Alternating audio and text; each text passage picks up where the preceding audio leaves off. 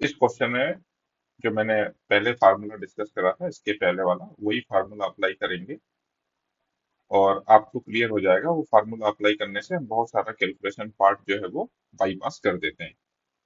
तो क्वेश्चन में दिया हुआ है, हमारे पास में एक ब्लॉक है जिसका मास है m, वो v वेलोसिटी से मूव कर रहा है। वो एक और स्टेशनरी ब्लॉक से कोलाइड करता है और कोलाइड करने के बाद में जो ब्लॉक मूव कर रहा था उसका वेलोसिटी जीरो हो जाता है। देखिए लिखा हुआ है कि जो लाइटर ब्लॉक है वो रेस्ट पर आ जाता है। अब देखिए मैं फार्मूला लगा के उसको कैसे निकालूंगा।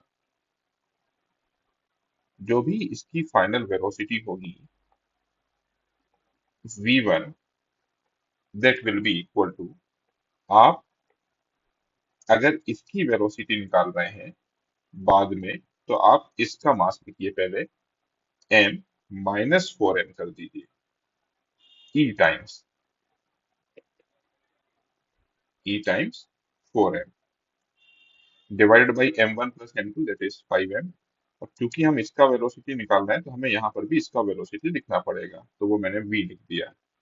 मुझे तो ये पता है, बट ये फार्मूला एक्सप्लेन करने के लिए मैं दोबारा से लिख रहा हूँ आपके लिए दूसरा पार्ट, क्योंकि मुझे पता है दूसरा पार्ट जीरो ही आएगा। क्यों? क्योंकि इसका वेलोसिटी जीरो है।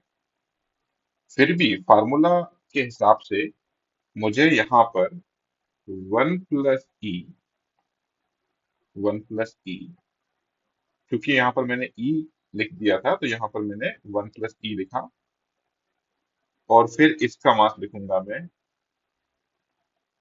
4m divided by total mass 5m, और फिर इसका वेलोसिटी, इसका वेलोसिटी कितना है? जीरो। अगर मैं ये क्वेश्चन सॉल्व करता तो मैं क्वेश्चन यहाँ पर ही कंप्लीट कर देता, क्योंकि मैं ये वाला पार्ट लिखता ही नहीं, क्योंकि इसका वेलोसिटी जीरो है। और इसकी वेलोसिटी जीरो दे रखी है, मतलब ये वाली चीज जीरो है। अगर ये चीज जीरो है, इसका मतलब स्ट्रेट फॉरवर्ड में कह सकता हूँ कि m minus four e m zero है, which implies one minus four e zero है, विच एम्प्लाइज ई इज 0.25। तो इसका जो आंसर रहेगा वो ऑप्शन बी है। So answer B is correct.